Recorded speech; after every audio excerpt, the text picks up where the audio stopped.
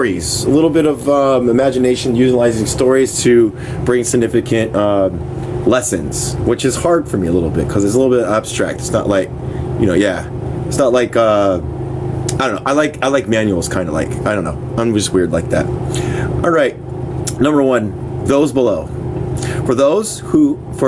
For all those who are little and different, soon will come those ridiculized people with power. They use a different word. Refined, disloyal, a bit cannibalistic, owners of the mountains and the valleys, of the floods and of the earthquakes. Those standard bearers, sand standards, charitable and mean, clothing, letter, favors, demands, sheathed in a litter box of time. Mario Benedetti. The storms is clearing a little now, and the crickets crickets take advantage of the short let up to go back to chirping at dawn. But a great black cowl covered most of the sky. More rain is in store, even though the puddles down below report they are already full. The night gets to have its own word now, pulling out apparently forgotten stories. This is the hour of the story of those from below, the hour of the little ones. Down below, the long wail of the conch calls. Shadows answered it in silence, clutching weapons and hastily covering their faces with black. The guards exchanged passwords to, quote, who goes there?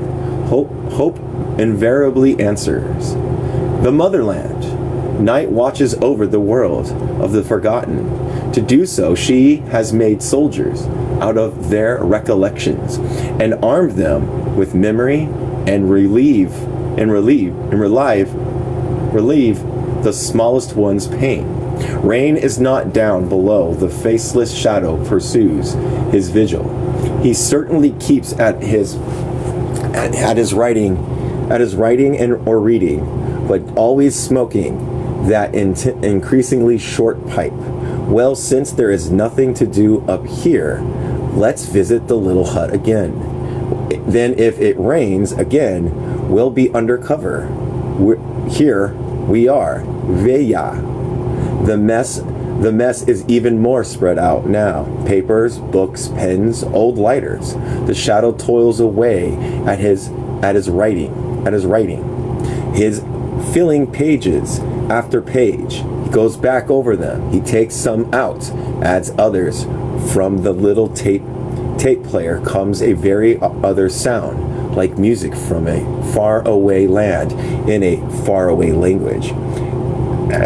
Very, very other, I said. Yes, at the hour of the small ones, the other, the different have the same their place too. And that is what the shadow we are visiting must be thinking about, since I have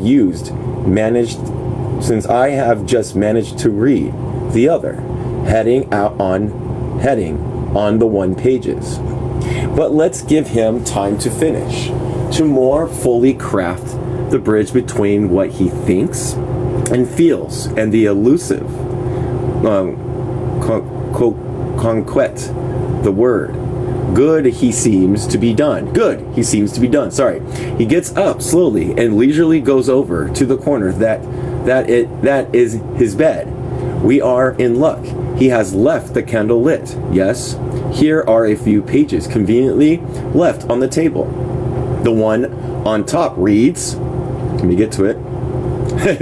All right, they stopped there. Number 2, the undocumented others for the cafe man and woman in the United States. We are the immigrants, the pale anonymous ones, with the heathen and cardinal sentry on our backs. Where we accumulate the legacy of the questions of perplexities. Same person, Mario Benedetti. Darito recounts that once he got over the border, a wave of terror struck out and pursued him. It's not just the threat from the Migra or the Triple K. It is also the racism that fills each and every corner of the reality of the country, of the clouded stars and stripes, in fields, on the street, in businesses, in schools, in culture centers, on television, and in publications, even in bathrooms. Everything pursues you to renounce your color, which is the best way of renouncing your culture, land, history, to surrender the dignity of being, other that it is inherent in the cafe color of the Latinos in North America.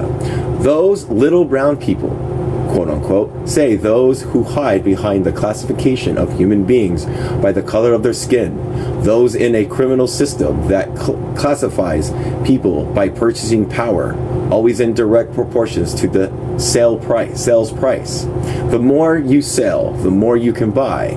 If the cafecitos have survived the bleach and detergent campaign of the American union's powers, it has been because of Latino communities, Mexican, Puerto Rican, El Salvadoran, Honduran, Nicaraguan, Guatemalan, Panamanian, Cuban, Dominican, to mention just some of the shades of Latin American cafe colors, is painted in North America, have known how to build a network of resistance without a name, without a hegemonic organization, and without becoming a product with a sponsor, without ceasing to be, quote, the other. In the white nation, Latinos carry one of the most heroic and unknown stories of our time, of their color, their hurt, and work until it becomes hope that cafe will be one more color in the rainbow of the races of the world, and no longer the color of humiliation, of contempt, or forgetting. It is not just the cafe, quote unquote, who suffers and is persecuted. Dareto recounts that on top of his Mexican status, he must add the black color to his shell. Thus, this courageous beetle was both, quote, brown and black, and undoubtedly persecuted.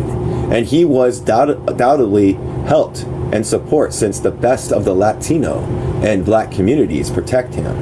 That is how he was able to travel through the main North American cities, as they call those urban nightmares.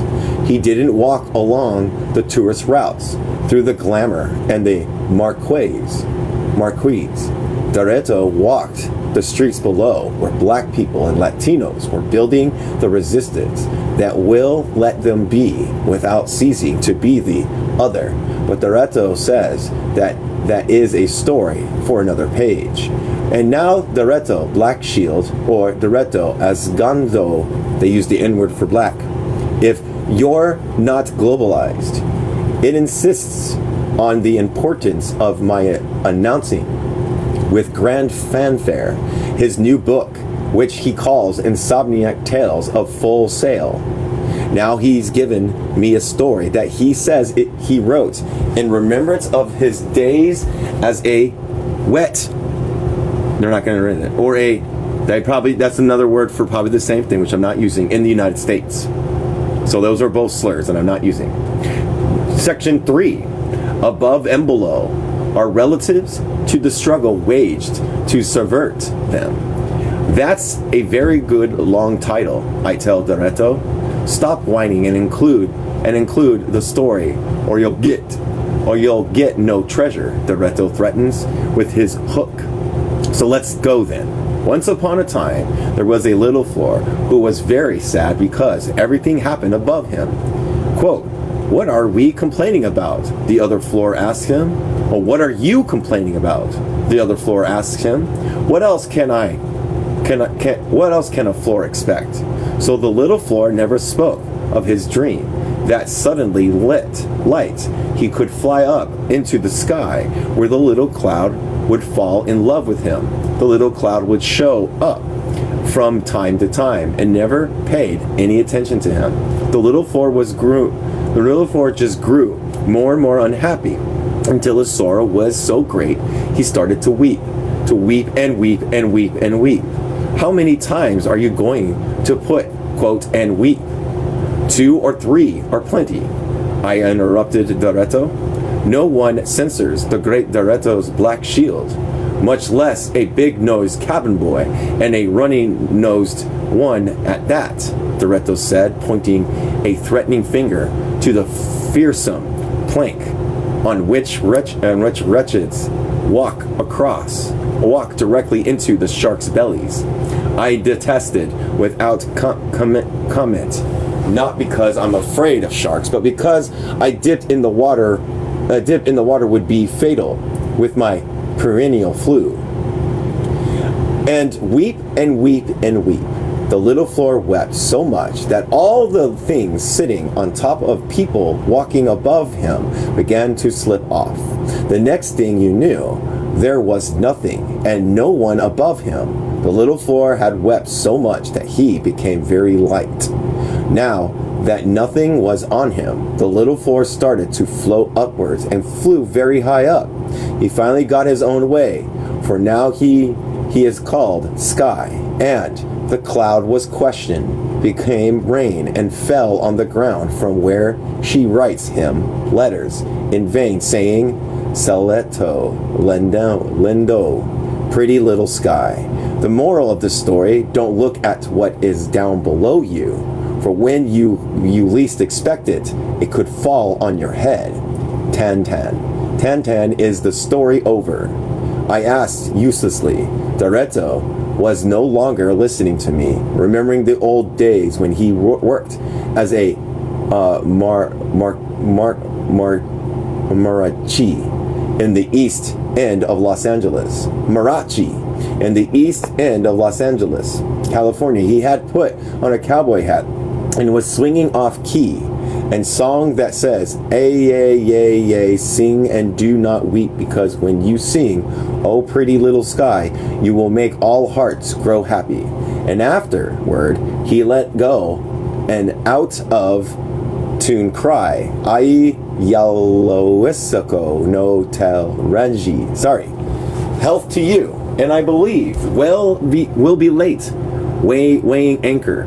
Doretto is determined to modify the sardine can, the freight, so it will look like a lowrider. El sup or L. Interesting story. 72. The true story of Mary Read and Annie Bonny. So they loved as love in Taiwan.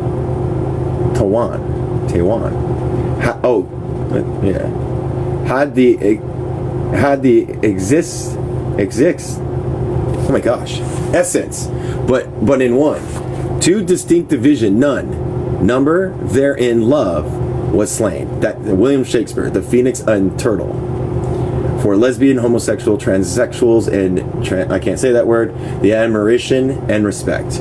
While reviewing the parchment, I discovered a story Doretto had asked me to include in his new book, Insomniac Tales of Full Sail.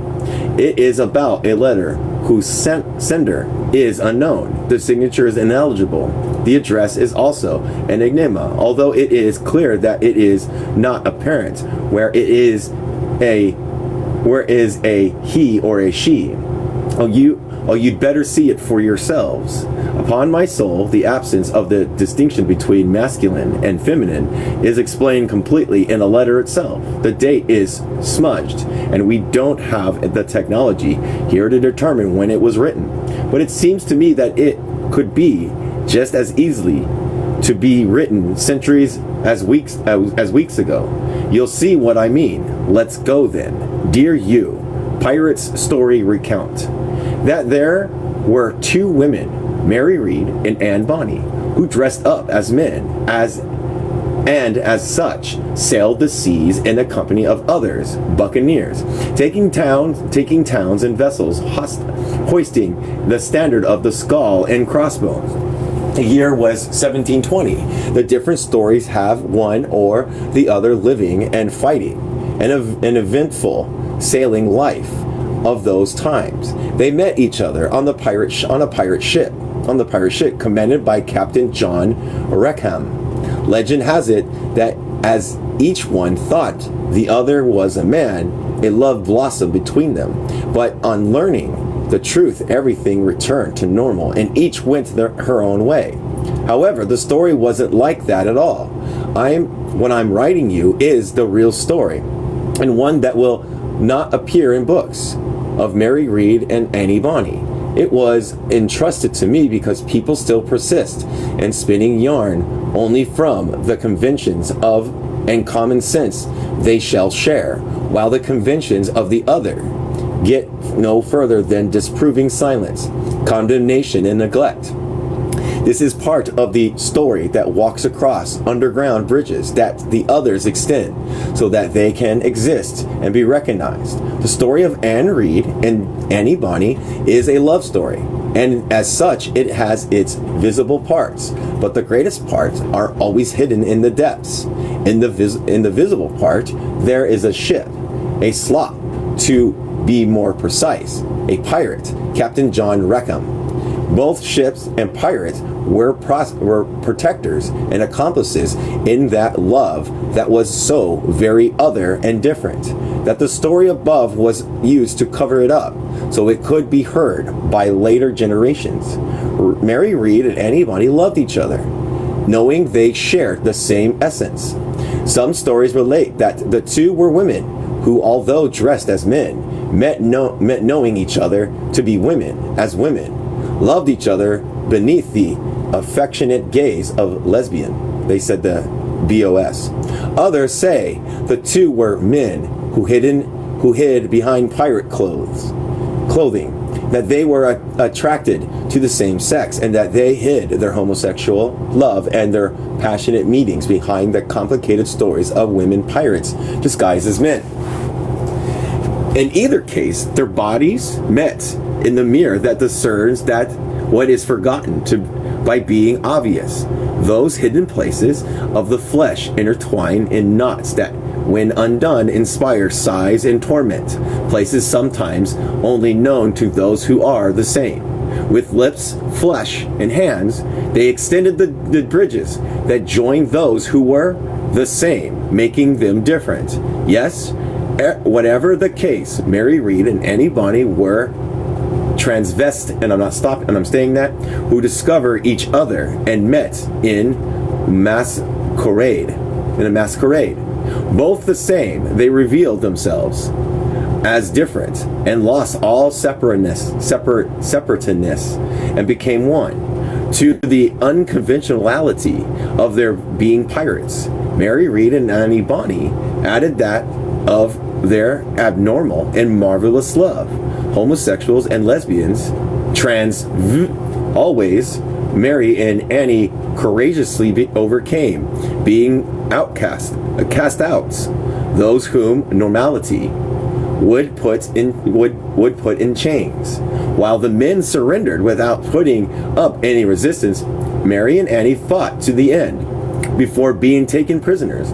In this way, they honored Mary Read's words. Asked whether she feared dying, she replied that, as to dying on the gallows, she did not think it's so cruel, because if it were not for that, all cowards would become pirates and would infest the seas so to such an extent that the men of courage would die of hunger.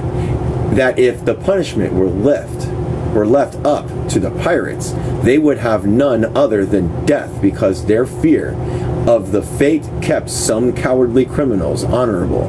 That many of those who today were swindling widows and orphans and oppressing the poor neighbors would go out into those seas to rob. The ocean would become full of thieves in the same way that land is. Daniel Defoe, General History of the Robberies and Murders of the Most Notorious Pirates, Homosexuals or Lesbians. I don't know. The truth that has come down to us follows Ron Rackham to his grave, hung in Port Royal in November 17, 1720. It follows the slop that served them as bed and accomplices to the shipwreck that rent and sundered. Their love was very other and great for being different because it just so happens. Love follows its own path and is always a transgressor of the law. I have done my duty and told you this story. Goodbye. Ineligible signature follows. There ends the story. Or does it go on? Doretto says that those who are different in their sexual preference are doubly other, since there are other within those who themselves are other. I a little seasick for so much other. Ask him. Can you explain that a bit more? Yes, says Doretto. When we are struggling to change things, we often forget that the struggle also includes changing ourselves. Above the dawn is changing itself, making itself other and different. The rains follow suit, as well as the struggle. Once more, with pleasure, health to you, and don't tell anyone. But I haven't been able to figure out how the hell I'll fit in the sardine can. Sigh. The sup, bailing water out of the frigate because, as you can well imagine, it has started raining again, and Doretto says that bailing is one of my privileges. Part 2, many tales hold on, let me read it. Tale of many others. 73. Tale of the Ever Never. December 8th, 1996. Once there was a he of the night, shadow of shadows, solitary steps. He walked many nights to find her. Once there was a she of the day, twinkle of wheat, dance of light. She walked many days to find him. They were always looking for each other, he and she. The night was always pursuing the day. They both knew, he or she, the quest for what can never be found. It seems as if it would never happen. It seems impossible. It seems never, ever. And then the dawn came. For him, for her, always forever. 10-10. 74. The Parrot's Victory. Updated a 174-year-old story. Once there was a parrot who knew only one word, victory. Yes, sir, the days come. The days came and went. And on one of those days, when our poor parrot was sitting on his perch, without a care in the world, a hawk set his eyes on him and swept him away through God's air. The poor green thing clutched in the hawk's claws, began to complain, but he couldn't say a thing except the one word he knew by heart. Each peck the hawk gave drew forth a cry of victory. A peck, a victory. Another peck, another victory. Victors. The whole while he was being pecked to pieces, he kept saying victory. Jose Jaquan Fernandez del Lazadara. A Parrot's Victory. El Pasador Mexicano. October 11th, 1823. Today you can replace victory with democracy, dependence, or justice. The whole of the parrot can be played by the bureaucratic of your choice. 75. And like, these are just like little essays and stories and stuff. These are just selected works. Who's in here? I don't know who that is.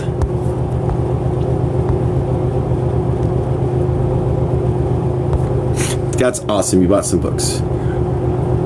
Beads and accounts of the numbers. Tales of the Seahorse. August 25th, 1997. Roman numeral 1 tale. The 600s. The number in the 600s are very envious. For example, one afternoon I just happened to overhear a discussion between 609, 665, and 637. The subject, as usual, was 616. So, he's so spoiled, 609 said angrily, who can't forgive 616 because he always follows him about. He's hateful, 637 almost screamed. Who's jealous of 616 because he's always in front of me? in front of him. Untolerable, argues 665, who finds 616 symmetrical proportion hard to endure. We must get rid of him. Braid 687, who can't stand the fact that 616 totals up to the mysterious 13 when you add his digits together. This particular 600s conspired against 616, and the other 600s were too busy keeping their places in the tail of the sea to participate in this tale. And they took number 616 prisoner and banished him to the land of the 700s. That's why when the sea counts seahorses to fall asleep, when she gets to 615, she becomes confused and can't go on. Then she falls quickly to sleep. The number 616, he was detected almost immediately by the repressive forces of the 700s.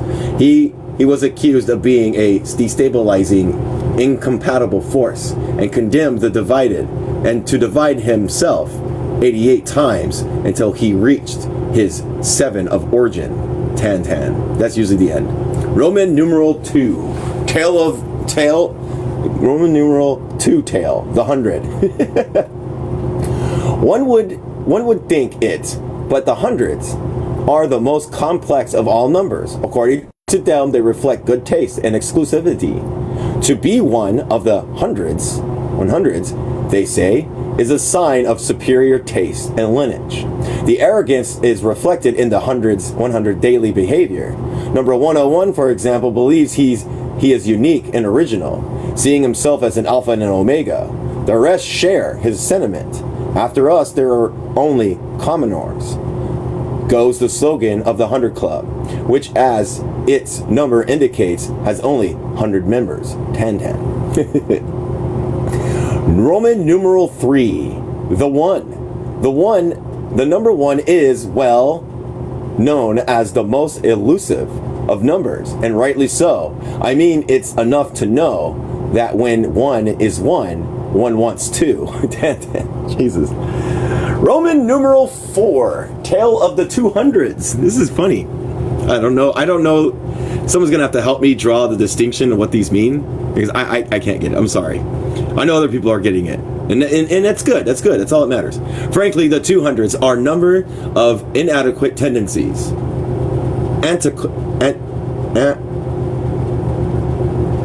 Acquaintic. Let me make sure. I'm going to look at this number. Hold on.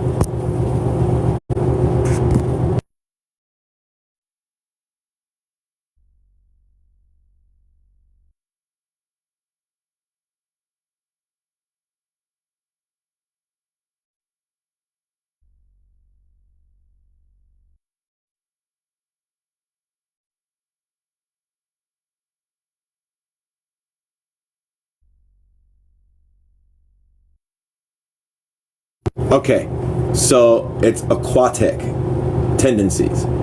They're undeniable duck shapes right from their opening number. Makes their floating on the seas dreams a common sight. Tan. Here we go again, 76. The Tale of the Little Seamstress. September 3rd, 1997. Once upon a time, there was a little seamstress who sewed mightily on his sewing machine. The other machines in his neighborhood laughed at him and shouted, "Fairy, only old women are seamstress." So the little seamstress sewed shut the mouth of everyone who made fun of him. That's why, to this day, we don't know how the story ended, because no one could tell it. Jesus Christ. The end. 77. The Tale of the Little Newsboy. September 3rd, 1997. I thought that was hilarious. Once upon a time, there was a little newsboy who was very, very poor, and he only sold old newspaper because he didn't have enough money for the new ones. People didn't buy his newspaper because they were They were all so out of date, and they wanted new newspapers. So the little boy never sold any, and every day he accumulated more and more old newspapers. What the little newsboy did was put up the paper recycling plant, and he became a millionaire. Bought out all the newspaper businesses and the news agencies, prohibited publishing current news, and thus obliged people to read only news of the past. In the papers on the sale today, for example, you'd read that the Zapatistas were about to arrive in Mexico City, and that they'll meet in the Vilestas there. You can't quite make out the date, but it seems to be either 1914 or 1997. Ten. The end. 78. The Tale of the Little Wasp of the Cloud, November 7th, 1997. Is anybody enjoying these things? December 7th, 1997. Once upon a time, there was a cloud who was very tiny and very lonely and used to stray far from the big clouds. She was very little, barely a wisp of a cloud. And whenever the big clouds made themselves rain so as to paint the mountains green, the little cloud would come flying to offer her services, but they scorned her because she was too small. Quote, "You have nothing to give," the big clouds used to tell her. "You're so little." They made terrible fun of her. Then, very sad, the little cloud could try to get off somewhere else to make herself rain. But wherever she went, the big clouds would push her aside.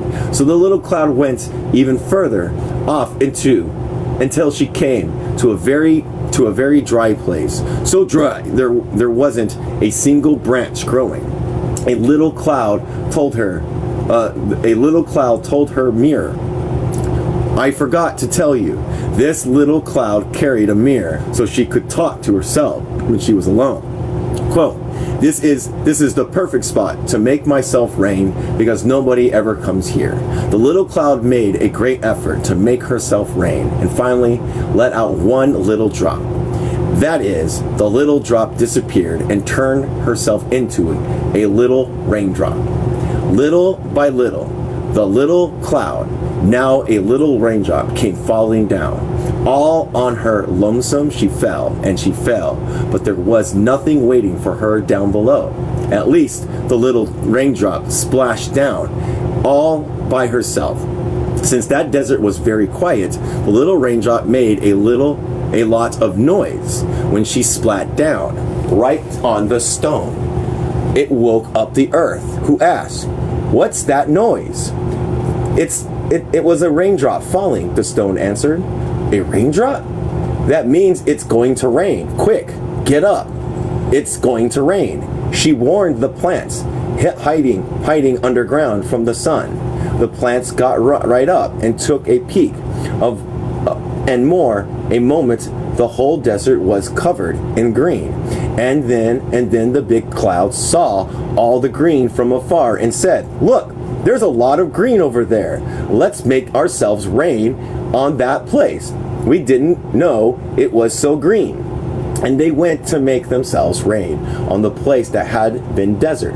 They rained, and the plants grew, and everything seemed to turn green at once. "It's a lucky thing we're around," said the big cloud. "Without us, there'd be no green." And nobody remembered then the little wisp of a cloud who let out one drop, whose splash woke up the sleeping ones. Nobody remembered but the stone kept the little raindrop secret. Time passed, and those first big clouds disappeared, and those plants died. And the stone, who never dies, told the new plants who were born, and the new clouds who arrived, the tale of the little wisp of a cloud who let out a little raindrop. 10. The end.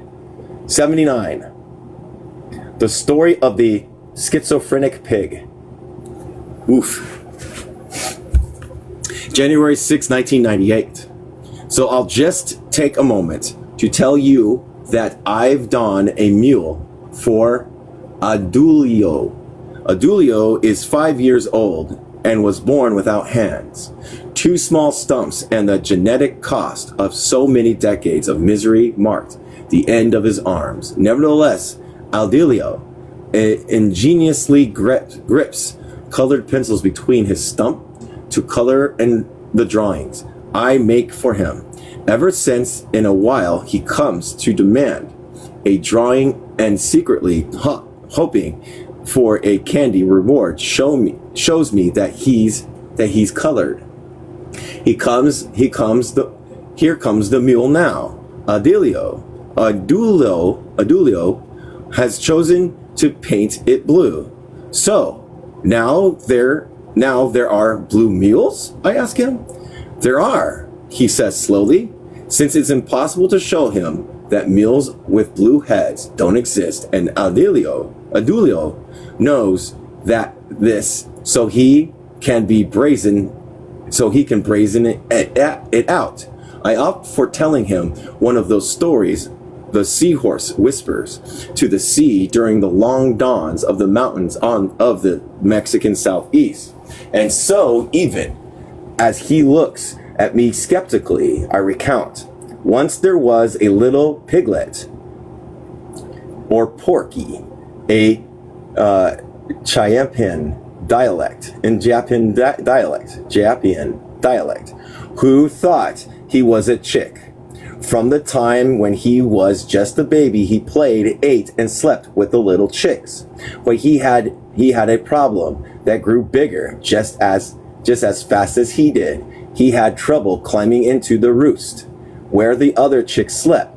He grew larger and he began to break the roost and fall down. But these setbacks didn't change his belief that he was a chick. Well, a rooster. Now he was learning how to crow, cock-a-doodle-doo, 10-10. Aldelio stares at me. Finally, he says, "There are blue mules," and went off with his notebook. I look to the sea for a bit of understanding. She consoles me with, that was a very unintelligent story. I keep to myself what I want to answer. Quote, I thought we were all Marcos. What else can I do? Veil again. The sup looking for a chicken that tastes like pork. 80. A Tale of the Line with the Identity Crisis. January 9th, 1998. I'm going to look back a little bit. No, don't do that. Say hi to Rachel if they're still here. Oh my gosh. Oh my gosh, stop doing that. Okay, we're good. Okay, once upon a time, there was a lime who was in torment. I'm neither a lemon nor an orange. I told myself, worrying a great deal as it hung from its tree. It looked at the oranges on their tree and the lemons too, and grew even more tormented because it didn't belong in a place.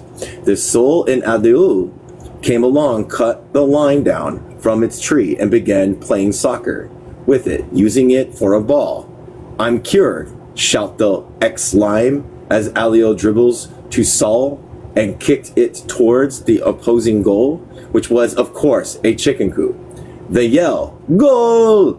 woke up the little piglet, who thinking he was a chick, had been sleeping on the roost in the chicken coop. 10-10, morale.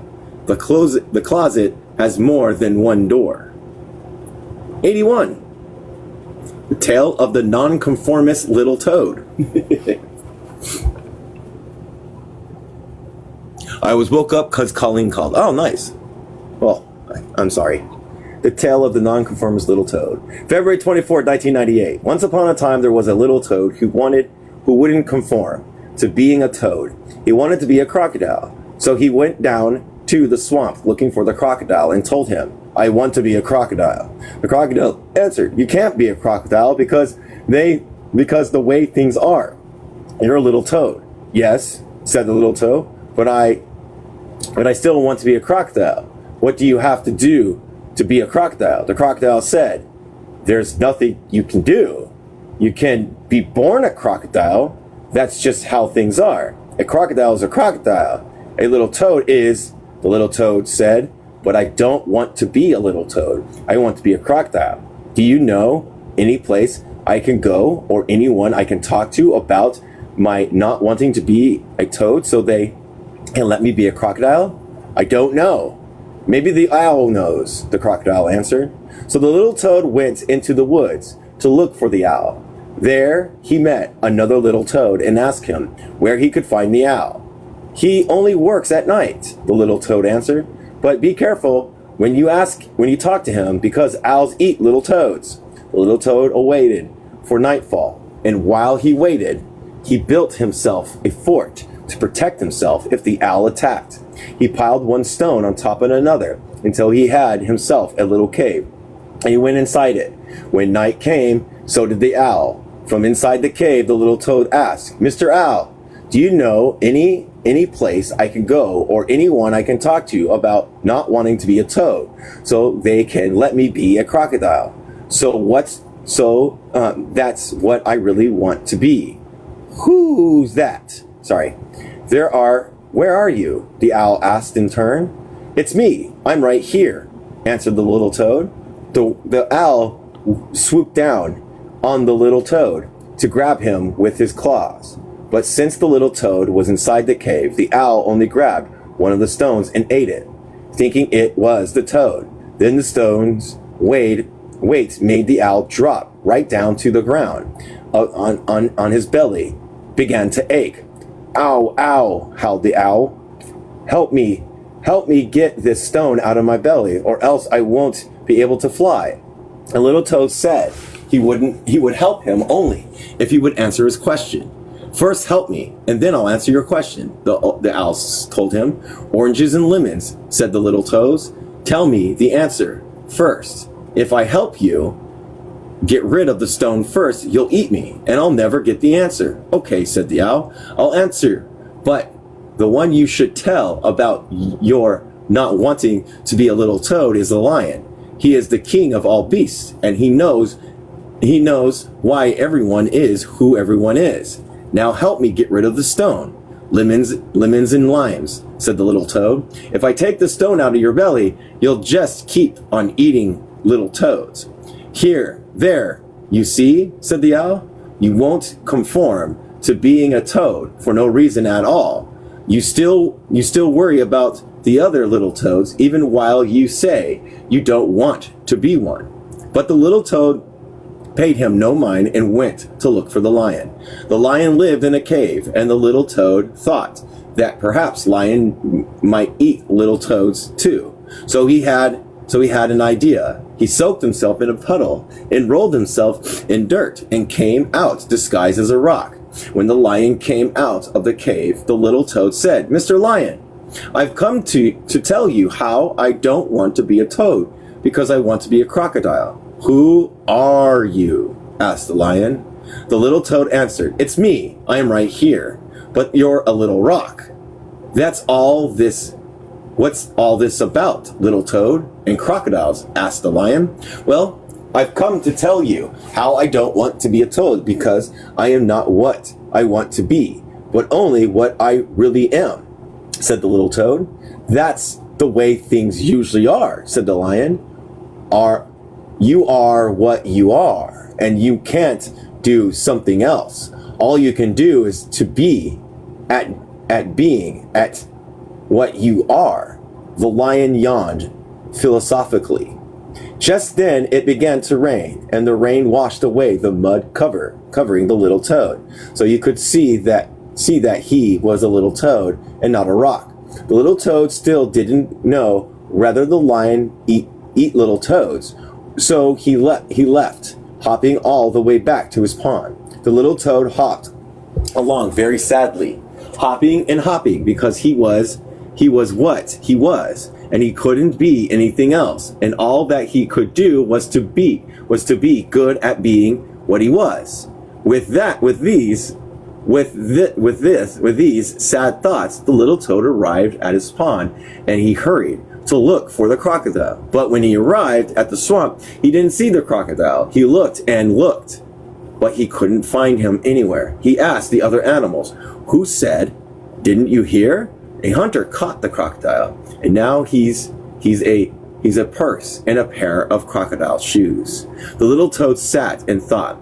Everyone was sure that now he would be very happy not to be a crocodile and very content to be a little toad. But he exclaimed, he didn't come to a bad end. Don't you see? He transcended being a crocodile. So the little toad began to study and practice being a good crocodile. And he must have done a fairly good job, because one day he succeeded in deceiving a hunter. They say the little toad is now a very shanky chain purse. It's made from the hide of very rare crocodile, boasted the wealthy matron who bought it. The moral of the story is, you always get your just desserts. 10-10. 82. The Tale of the Pink Shoelace. Who called me?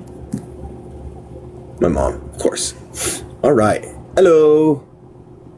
September 7th, 1998. Once upon a time, there was a pair of shoes, like all the other shoes. He had dark shoelaces, black and brown. By day, this pair of shoes went around like all the other shoes. That is, shuffling along the ground. But it just happened that this pair of shoes had pink shoelaces hidden in his closet, and at night he put them on and cut loose. And so things went for this pair of shoes until one day he got tired of hiding his happiness in the closet, and he put on his pink shoelaces. All the other shoes regarded him with grave disapproval and made a carbon of brown and black shoelaces around him to quarantine him, so he couldn't contaminate all the other shoes. The pair of shoes with pink shoelaces protested, and every day he marched with a sign saying, "Respect the dignity for pink shoelaces." But the other shoes ignored him, trying their black and brown knots even tighter to cut the pair of shoes with pink shoelaces off. And they organized the counter protests with signs saying, "In the pink shoelace plague." Shoelaces and they put a big ugly hat on him, and the hat had pastel blue feathers, and they made a song about him, and the pair of shoes with pink shoelaces became very famous, and everyone danced to the song, and no one put a hat or feathers on the shoes with brown and black laces, and no one ever had a song for them. Poor things, what will they do now? 10-10. 83. The Tale of Always and Never. September 12th, 1998. Once upon a time, there were two times. One was called one time. The other was called the other time. One time and another time made up the at times family. This might be hard. Who lived and ate from time to time. There were two ruling empires, Always and Never, who, for obvious reasons, hated to death the at times family. They couldn't tolerate their existence. They couldn't never let one time live in their kingdom, because Always would then cease to be, since it is one time now. Then it can't be always, nor could they let another time show even once they're in their kingdom, because Never cannot live with one time, and even less if that one time is another time. But time and again, one time and another time, brothers Always and Never. And they kept it up until they were finally left in peace, when Always and Never never bothered them again. And time and again, one time and another time played. Do you see me? asked one time. Do you see me? Don't you see? Another time answered. And so, from time to time, they were quite happy. You see. So, there was always one time and another time, and they never stopped being the at times family. Tan Tan. Moral 1. At times, it's very difficult to distinguish one time from another. Moral 2. Never say always. Well, okay, sometimes. Moral 3. The always and never are imposed from above. But below time and again, you find nuances, which at times is another way of saying different or from time to time. Rebels. Moral 4. I'll never write a story like this again. I always do that. I always do what I say. Well, okay, sometimes not. 84. Little Tree and the Others. February 1999. One of these early mornings, the sea was very tired, so I lit my pipe and turned to my copy of Tales of the Seahorse and read out loud the story about there was once a little tree who was very lonesome and wished with all its heart to grace another orchard with its singing. But the little tree stayed right where it was until one day another came to look it over and take it away. Well, it turned out that the other was not another, was not an other, but others. The others wanted to take the little tree away, each to his own orchard. But there was only one little tree, and the others were many. The little tree wished it could plant itself in all the orchards, but it was only one little tree, and the others were many. Then the others began to argue about who get the little tree to take to his orchard. One said he would take it because he was a greater other than the others. Another other said no to that. He would take the little tree because his orchard is prettier than so on and so on. And yet another other said that he should be the one because he was a real gardener. He should be the one because he could take proper care of the little tree.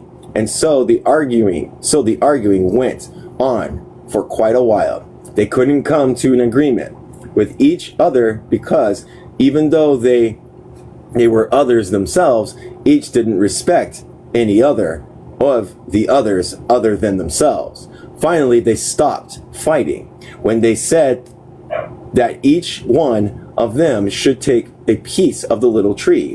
When the little tree spoke up, quote, I don't agree. Aside from the fact that you can't go around cutting up trees because it's bad for the environment. Nobody will win anything. If one of you takes my branches and the other takes my trunk and the other my roots and each takes his piece to his orchard, well, somebody's going to come out ahead. The only one who takes my branches and plants them won't have anything because they're missing the trunk to hold them up and the roots to feed them. The one who takes the trunk won't have anything either because without the branches or the roots, the trunk won't be able to breathe or drink. The one who takes the root will end up in the same way because without the trunk or the branches, the roots won't be able to grow or breathe. Instead, if we can all be reasonable, I can plant myself for a while in one's orchard and then for another while in another orchard and so on. This way you'll all have fruits and seeds in each and every one of the orchards. And the others were then left to thinking. Tan. That's it, asks the sea. Well, yes, I say, closing the book. The sea insists. What? But what happens? Do they split the little tree up, or do they take turns, or what? I don't know. We'll just have to wait to see. I answered, dodging the pin the sea throws at me. Elsep humming the song that goes, "My father and I planted them at the edge of the patio just where the house ends," and so on.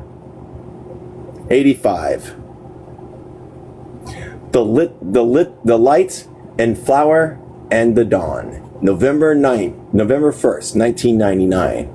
Knek thought it, but he didn't say it. The indigenous peoples who were near him were aware of it. At the moment of attack, the indigenous people in front had to wait until the enemy opened fire, when the indigenous people who were behind would advance over their bodies of their dead. Emilio Abreu Gomez, Enek, History and Legend of the Mayan Hero. On this day, in all of our villages, in our mountains, the dead are walking, returning to us, and they are once again talking and listening to us in all the huts, in all the camps, and offering in some small places greets our dead and invites them to eat, laugh, smoke, have some coffee and dance. Yes, dance, because our dead are true dancers. They are dancers. They also love to talk, our dead. They tell us stories because it was by telling stories that our very first ones taught and learned to walk.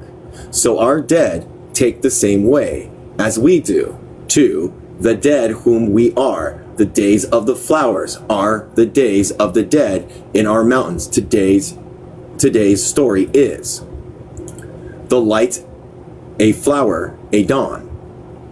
The eldest of the elders of our communities say that our very first ones were living in rebel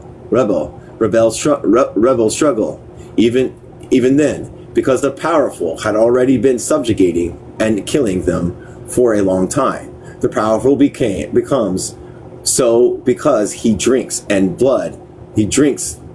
blood of the weak. And so the weak become weaker and the powerful more powerful. But there are weak ones who say enough is enough, ye biasta, and who rebel against the powerful and give their blood, not to be fattened, to greet the great, but to feed the little ones. And that is how it's been for a long time, for a long time. And if there has been rebellion ever since, there has also been punishment ever since, with which the powerful punishes the rebel. Today, there are jails and graves to punish the rebel. Before, there were houses of punishment, and 7 were the houses of punishment that exist before the punishment of the rebel, just as there are 7 today bearing different names. The 7 of our first ones were the house of darkness, had no light inside it. Total darkness and emptiness was the house of darkness. Whoever entered it went astray and became so lost he never returned, nor did he leave that house by another way. He died lost.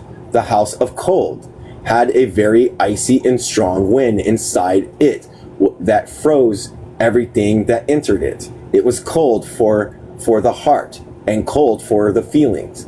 What was human in humans was killed there. The house of the jaguar, the house of jaguars, had nothing but jaguars shut up inside it, ravenous and ferocious. These jaguars crept into the souls of everyone who stayed in the house, and they filled their souls with hatred for everything and everyone. So it killed with hate.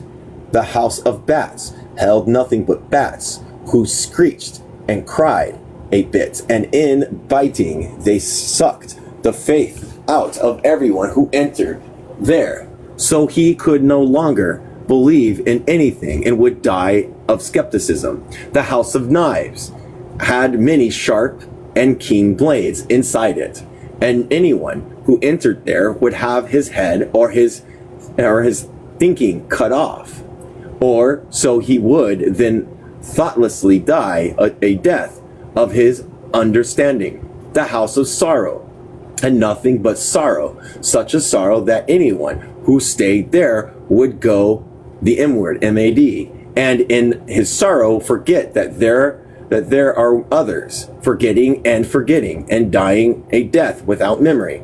The house without desire had an emptiness inside it that consumed all desire to live, to fight, to love, to feel, to walk.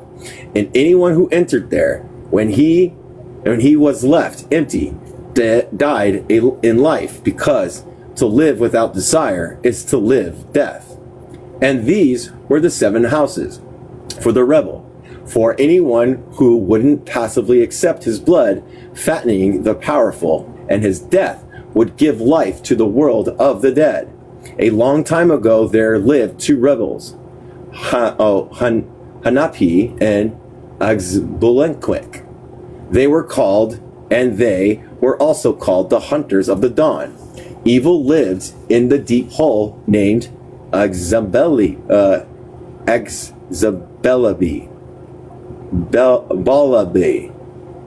out which you would have to climb very high to reach the good earth. Hanafi and Exbalanquin were rebels against the evil gentlemen living in the great evil house of evil. One day those evil gentlemen ordered Hanafi and Exbalanquin be brought to them through the trick, so they could come down into their evil dwelling. And through trickery, the hunters of the dawn arrived at the evil gentlemen, shut them up in the house of darkness.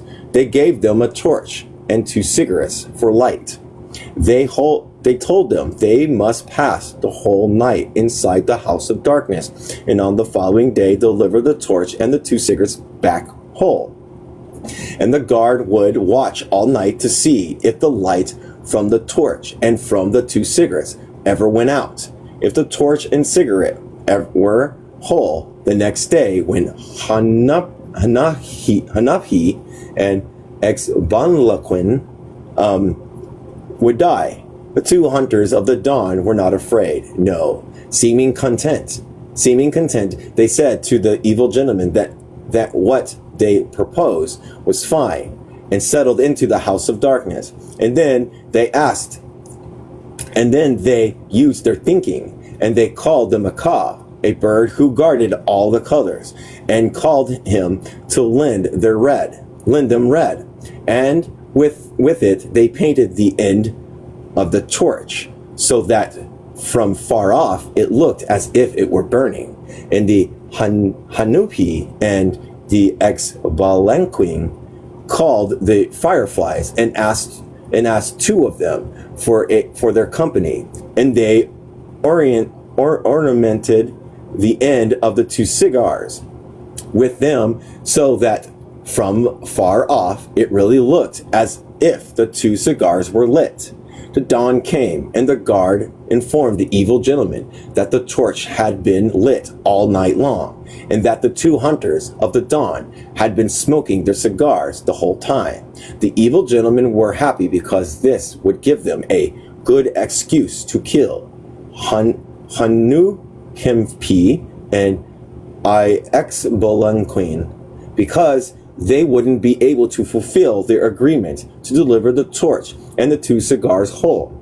But when the 2 hunters of the dawn left the house of darkness and handed over the torch and the 2 cigars whole, the evil gentlemen became very angry, because they no longer had a good excuse to kill Hanupi and Exbalanquin.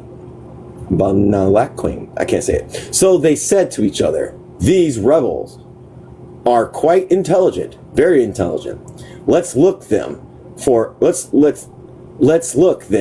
another good excuse to kill them." "Yes," they said, let them sleep now in the house of knives.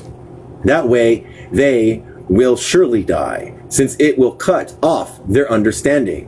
Quote, That's not enough," said the other gentlemen of evil, "because these rebels have so much understanding. They must be given a much harder task.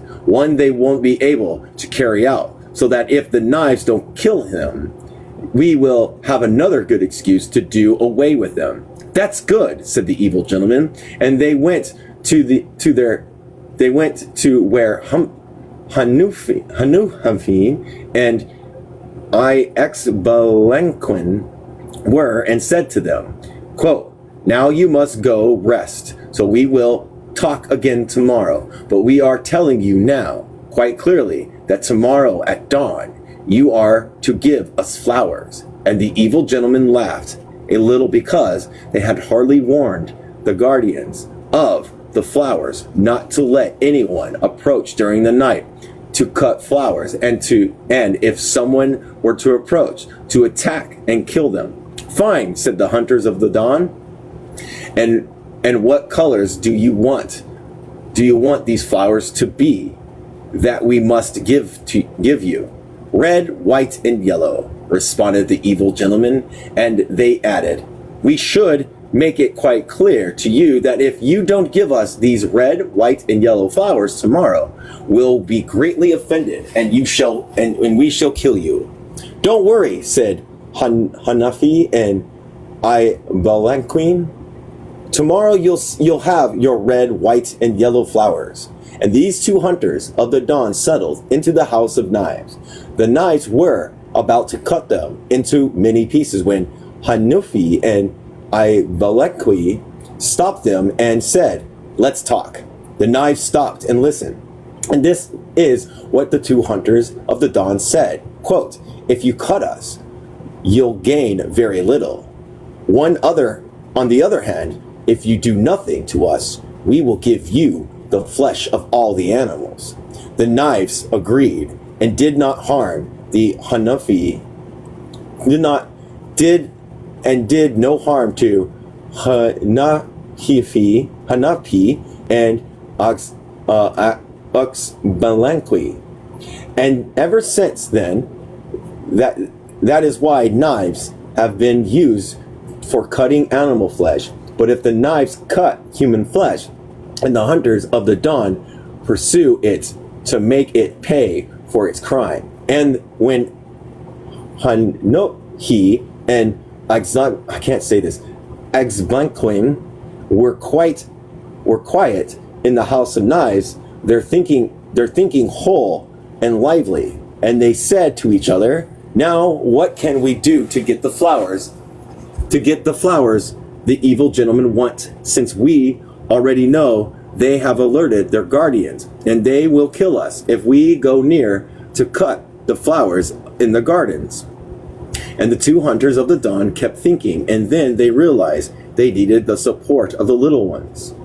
So they called on the leaf cutter ants, and they spoke to them like this: little sisters of the cutting ants, we need you to help us in our rebellion because the evil gentlemen want to kill our struggle.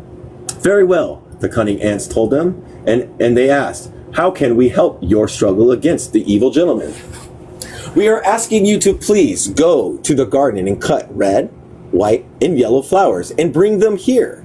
We can't go because the guards have ordered to attack us.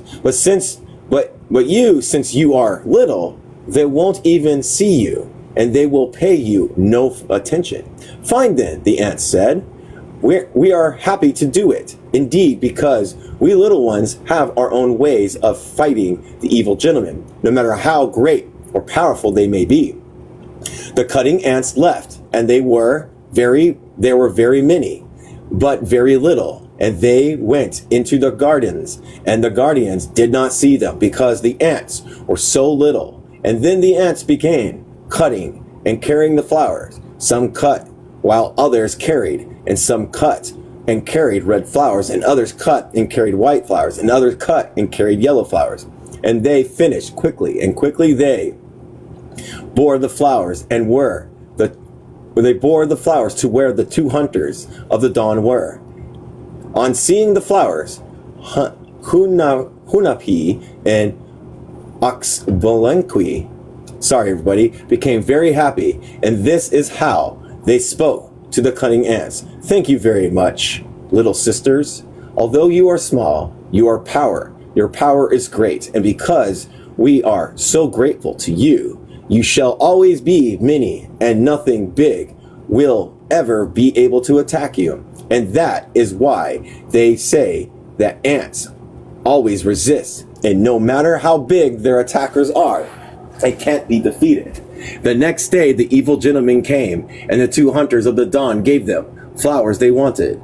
Now the evil gentlemen were surprised to see that the knives hadn't cut them, but they were even more surprised when they saw the red, white, and yellow flowers Humpty and Xbalanque gave them.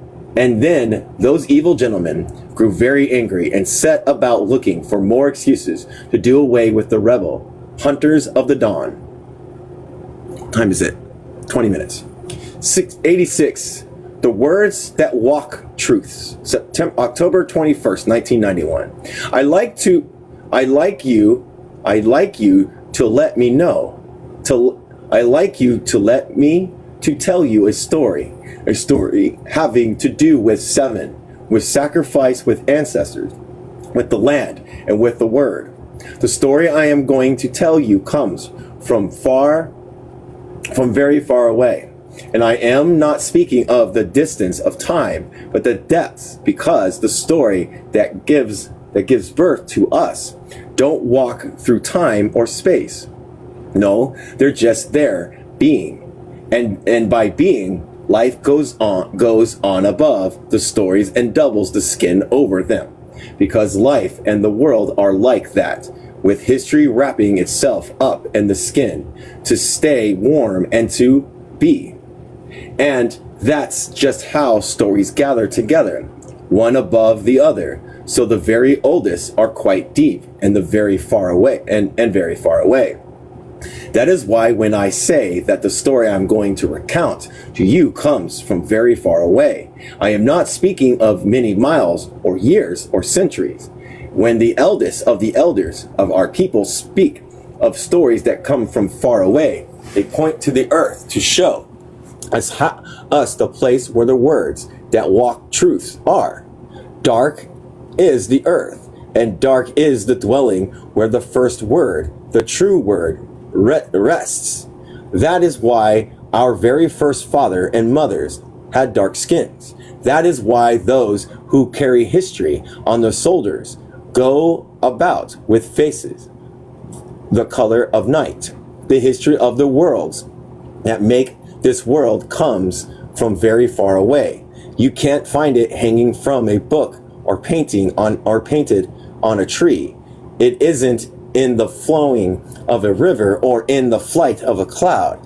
You can't read this history of the worlds in our filled up calendars. The history of how we were born and how we were made isn't hidden behind letters or within them. But it isn't the history of this world in which so many worlds walk that I am going to recount to you, or maybe it is. Perhaps all histories are the daughters and mothers of the first history, and most distant and most profound are most true. The eldest of the elders who lived in these mountains tell that there were already many men and women living in this world before there was day. Large was the number of people, and everything was still night and water. The sky seemed as if it were sleeping, and it seemed asleep because the greatest of gods, those who gave birth to the world and the very first, were sleeping. These first gods had worked for a very long time. Making a new world is very tiring. They were sleeping. Then the most great gods, the sky kept company with them and their sleep. The very first gods dreamed on beds of night and water. They had already made the mountains. The first earth they had plucked from the water. And some were even the others were torn, and thus there were mountains, valleys, and breaks. The first earth was mountains. That is why, say the eldest of the elders, it is the mountains where the very first history lives. The one that is the furthest away. When the men and women grew tired of so much water in night, they started complaining and quarreling a lot. These men and women, who were many, made a big ruckus. Yes, but they were the first who walked the world.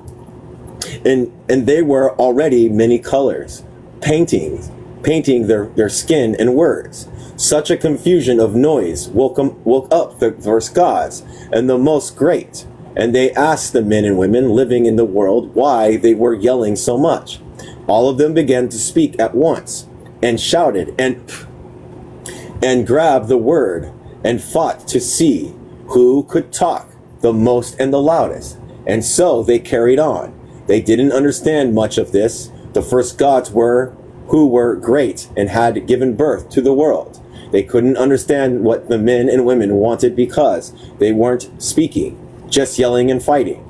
The first gods lost more and more sleep until they called out to the men and women who had been made of corn, the true ones, and asked them what was going on.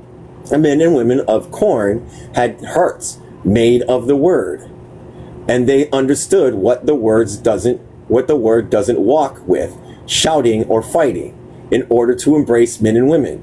For when the flower of the word was born, the most great gods, those who gave birth to the world, the very first planted it in the hearts of these men and women of corn, knowing that truth is good soil of cultivating the growing and growing the word. But that is another story. It turns out that these men and women of corn went to speak with the first gods. So here we are, they said, and the gods asked, why do these men and women fight so much? Don't they know that all that noise they are making isn't letting us sleep? What do they want then? They want light, said the true men and women of the great gods. Light, said the first gods. Light, repeated the true men and women. The gods looked at each other, and you could clearly see they were pretending not to know anything, because certainly one of them had to know about light, but they didn't say anything. Wait, the great gods asked the true men and women, and they went off to have a meeting.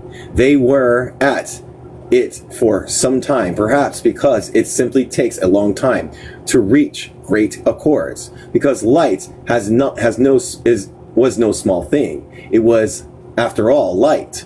When the gods returned, they told the true men and women, the light is just beyond, but there isn't anything here. So where is the light then? Asked the men and women of corn.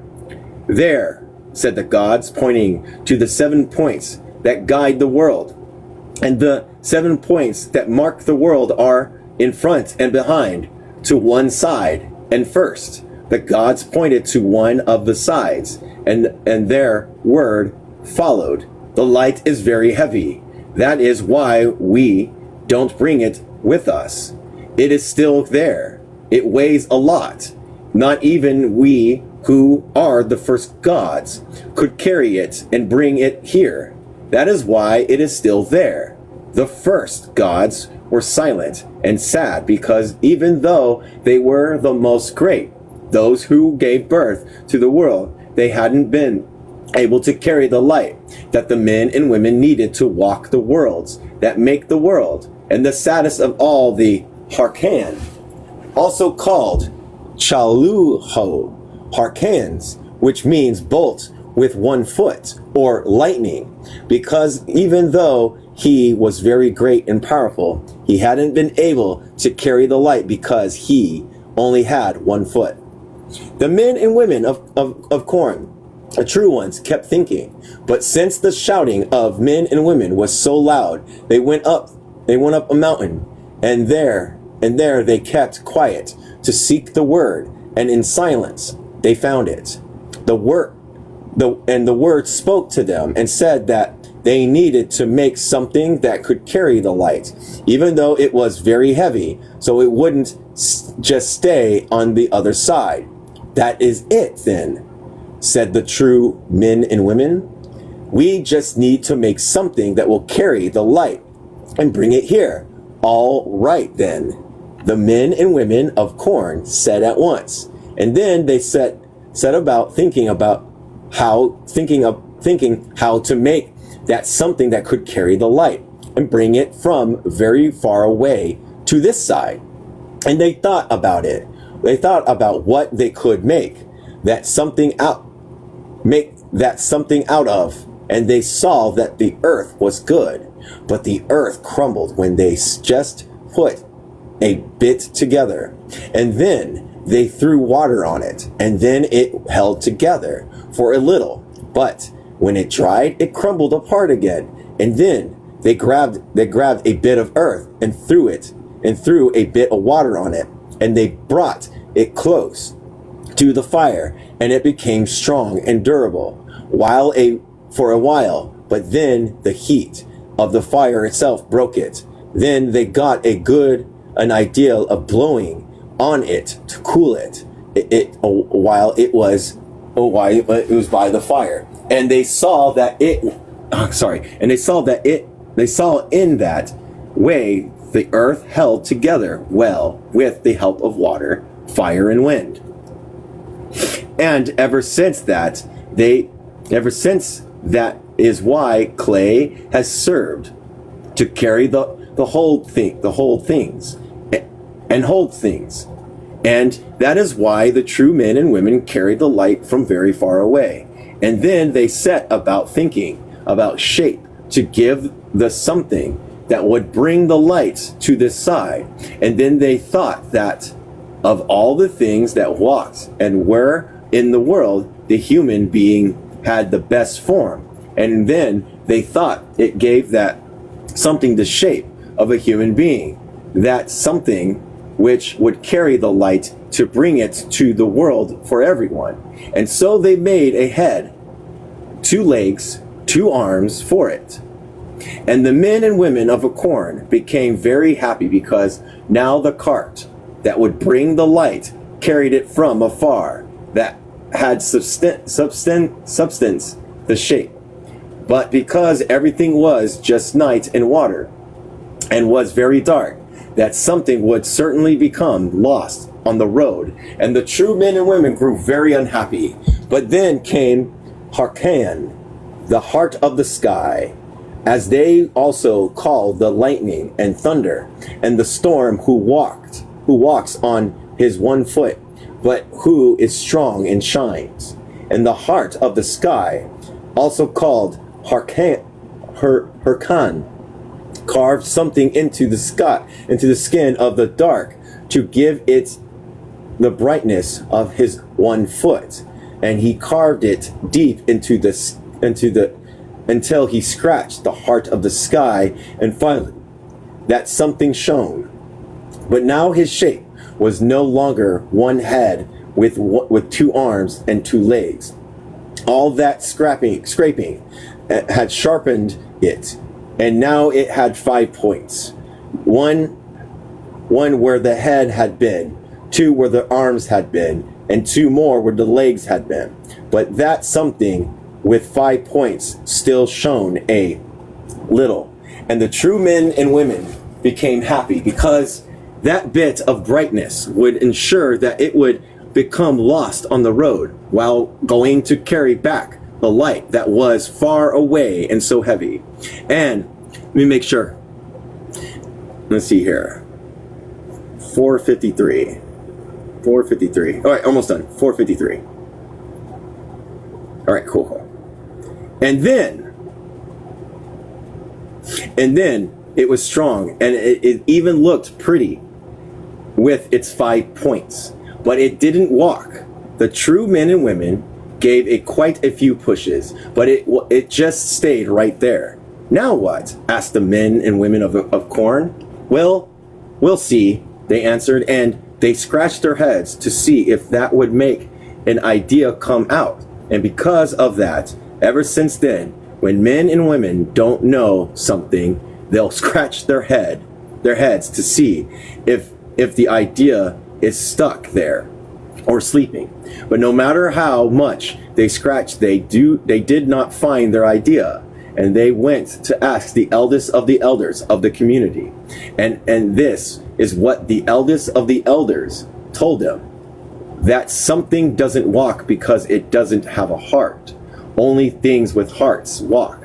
And then the true men and women became happy, because now they understood why what they had made wasn't walking. And then they said, let's put a heart in what we have made so it can walk and go to bring the light that is far away and weighs so much. But they did not know how or from what to make the heart from that something. And then each of them ripped out the hearts that every one of them carried in their chest, and they put all the hearts together to make one very large heart. And they put it in the center of the 5 points of the something they had made. And that something began to move. And the men and women of the corn were very happy, because even though they had given their hearts, they had made the something move. But something walking from one side to the other. And it came and went and made turns and leaps. And no matter how much they pushed it and pointed out the side to inside it show to walk on, it just wouldn't head out to or stay on the path for good. And after more head scratching, the true men and women disappeared a bit, and they went once again to ask the eldest of the elders of the village. It is moving now because we gave it a heart, but it walks this way and that way. It doesn't head out on the good path we want it to. So what are we to do? They asked. And the eldest of the elders responded, things that have hearts move, but only things that think can have a destiny and a path. And once again, the men and women of corn became happy and said to each other, now we know how to give the destiny and the path to what we made. Yes, they said, let's give it thoughts from the same place where we found feelings. And from their breast, they pulled out a good word, the true one. And they went and kissed that something that moved so much with it. And sure enough, that something stood still for a bit, and then it spoke and asked, where should I go and what should I do? The true men and women applauded, because they had given birth to what would carry the light that weighed so much and was so far away, and bringing it to illuminate all the men and women of all the worlds. And thus something was made that was very great and powerful, and 7 were the elements from that formed the earth, that formed it: earth, water, fire, air, lightning, heart, and word. And since then, and ever since then, seven are the elements that gave birth to and make new a good world and good worlds. And then the men and women of the corn applauded. And then they told the something where it should go and what it should do. And they even gave it a trampoline to help it, because they understood. Oh, it's not a trampoline, it's tumplin, to help it, because they understood that light was so heavy that not even the greatest gods, those who gave birth to the world, the very first, had been able to carry it. And that something left, and it was gone for some time. And sitting on the mountain, the true men and women also passed some time, looking out now this way and now that way. The night went on and nothing moved. But the men and women of the corn didn't despair. They were calm, because they knew well that the light would come. That is why they had given heart and word to the one who would have to carry and bring the light, no matter how far away and how heavy. And so it passed that some time later, that something could be seen far off, slowly returning, step by tiny step. It was coming over to the side, walking the sky, and once it arrived, more time passed, and the light became right behind it. Then there was sun, and there was day, and the men and women of the world were joyful, and they stayed on their path, seeking with the light, seeking who knows what, because although certainly everyone is seeking something, what is important is that everyone is seeking.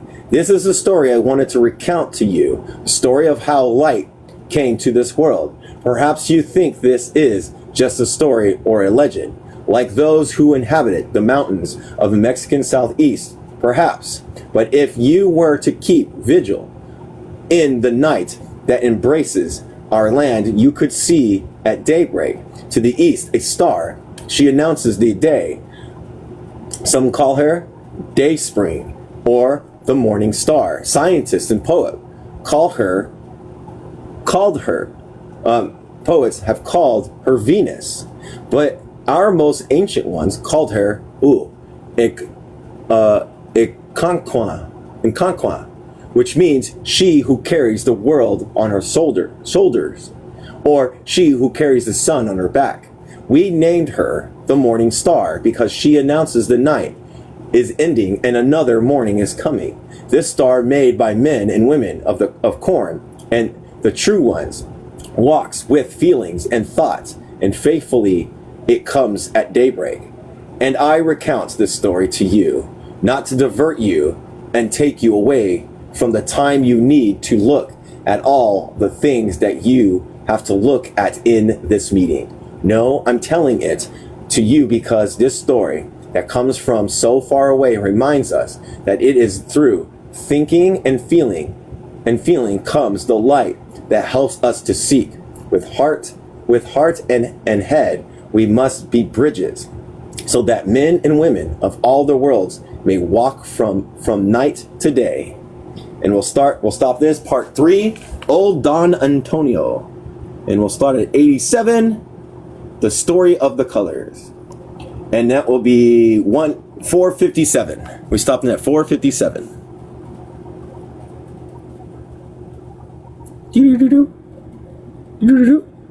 Sorry, I'm putting in a bookmark real quick.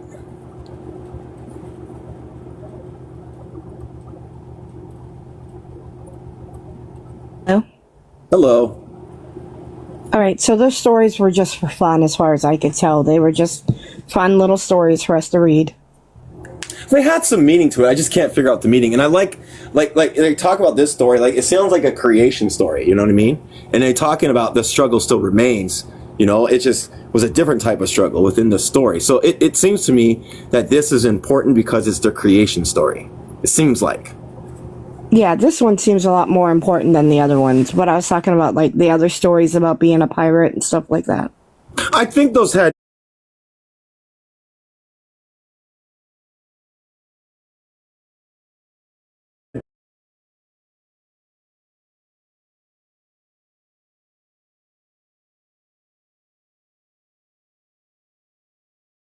I just can't figure it out. Anybody else want to come up and say anything about what?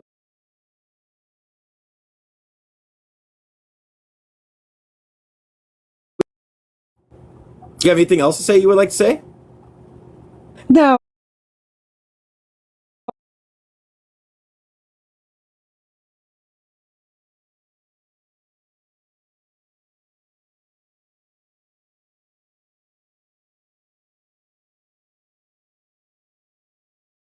Something. So we're getting close.